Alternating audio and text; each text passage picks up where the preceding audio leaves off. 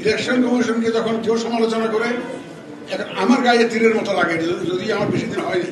কারণ but because I own this organisation, দেশের সর্বস্তরের মানুষের সহযোগিতা লাগবে এটার জন্য। আমরা 4-5 জন কমিশনার মিলে বা আমার কিছু কর্মকর্তা কর্মচারী মিলে 2-300 লোক মিলে এটাকে সাকসেসফুল করা সম্ভব হবে না। জানেন, আমাদের বাঙালির চরিত্রের মধ্যে একটা এমন হয়ে গেছে যে কেউ একটু সমালোচনা করলো বা বিরূপ মন্তব্য করলো, মন খারাপ করে ফেলে। আমি একটা মন খারাপ করি না। আমার যদি কেউ গালিও দেয়, আমি মন খারাপ করি না। এটা তার নিজের দৃষ্টিভঙ্গি। একটা বিষয়, একটা ইস্যুতে 18 কোটি মানুষ একরকম চিন্তা করবে, এটা তো আশা করার কোনো বিষয়। কিন্তু আমাদের সমস্যা হলো আমরা মনে করতে চাই যে সব লোক আমার দল করবে, সব লোক আমাকে সাপোর্ট করবে, এইখানে প্রমাণটা হয়ে যায়। এইটা না মতদ্বৈততা থাকবে, ভিন্ন দৃষ্টিভঙ্গি থাকবে, সব কিছু মিলিয়ে এটা আমাদেরকে চলতে হবে। যদি সবাই তালিয়া বাজাতে দেশটার 12টা বাজিয়ে দিয়েছি আমরা। এই তালিয়া বাজাতে আমরা দেশটাকে 12টা বাজিয়ে দিয়েছি। সুতরাং তালিয়া বাজারে আমাদেরকে বুঝে দিতে হবে, আমাদেরকে দেখতে হবে প্র্যাকটিক্যাল পয়েন্ট অফ ভিউ থেকে সবকিছু সুতরাংভাবে বিবেচনা করতে হবে।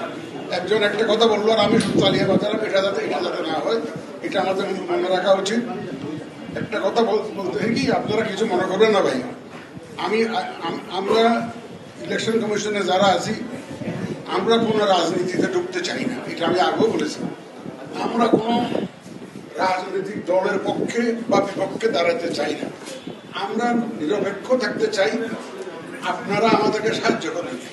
আমরা নিরপেক্ষ থাকতে চাই। এবং একটা বিষয় পরিষ্কার আমার কাছে, আমার আন্ডারস্ট্যান্ডিং, ইলেকশন কমিশনকে গালি দেয়, ইলেকশন কমিশনকে যখন সমালোচনা করে, এটা আমার গায়ে লাগে, তীরের মতো লাগে। ইলেকশন কমিশনকে যখন কেউ সমালোচনা করে, এখন আমার গায়ে তীরের মতো লাগে, যদি আমার বেশি দিন হয়নি। কারণ but because I own this organisation, I belong to this organisation, যে যতদিন আছি, যতক্ষণ আছি, এটা আমার organisation, I am the guardian of this organisation. এটা আমার খুবই লাগে।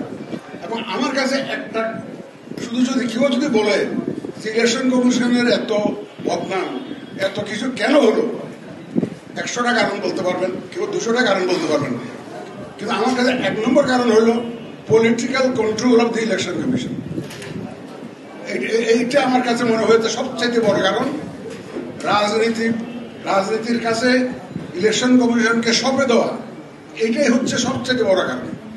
সুতরাং এইটা যদি বন্ধ করা না যায়, যে রাজনীতিবিদদের influence on the election commission যদি বন্ধ করা না যায়, তাহলে দেখবেন যে আমি মনে করি যে আবার সেই পুরানো জিনিস রিপিট হবে।